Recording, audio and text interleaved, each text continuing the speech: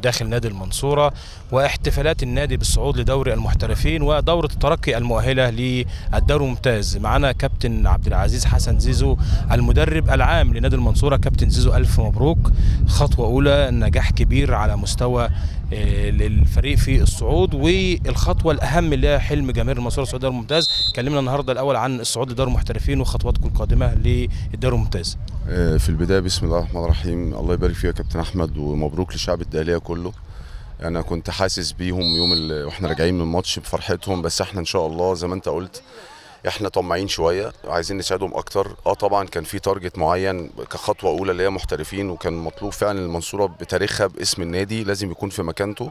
طبعا مكانته دوري ممتاز، ولو ما كانش دوري ممتاز يبقى محترفين، بس احنا اشتغلنا على التارجت الاول، وان شاء الله احنا باذن الله بنستعد دلوقتي للماتش سبورتنج.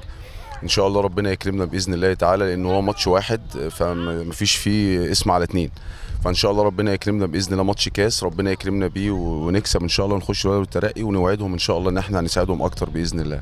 كابتن عبد العزيز، كان موسم صعب بضغط جماهيري من اول مباراه، كلمنا عن الكواليس لحد ما وصلتوا للمرحله الاولى والاستعداد الاقوى اللي هو بقى خلاص سقف الطموحات الجماهير علا وقال لك احنا عاوزين نرجع الممتاز. والله هو ضغط طول الموسم، والناس القريبه مننا عارفين ان الموسم كان موسم شاق بالنسبه لنا. طبعا اسم المنصوره كبير وتاريخ كبير بنجومه بالاساطير في جوه النادي، بس دلوقتي الكوره بعدت استثمار، فموضوع الرياضه لما دخل فيها الاستثمار بقى الموضوع مختلف كتير. المنافسه كانت قويه، سواء فريق الأزازين او مالية كفر الزيات من الفرق المحترمه جدا، وبنشكرهم على فكره على المنافسه الشرسه اللي كنا فيها، وبنحييهم على المستوى اللي هم وصلوا له فتره قصيره جدا.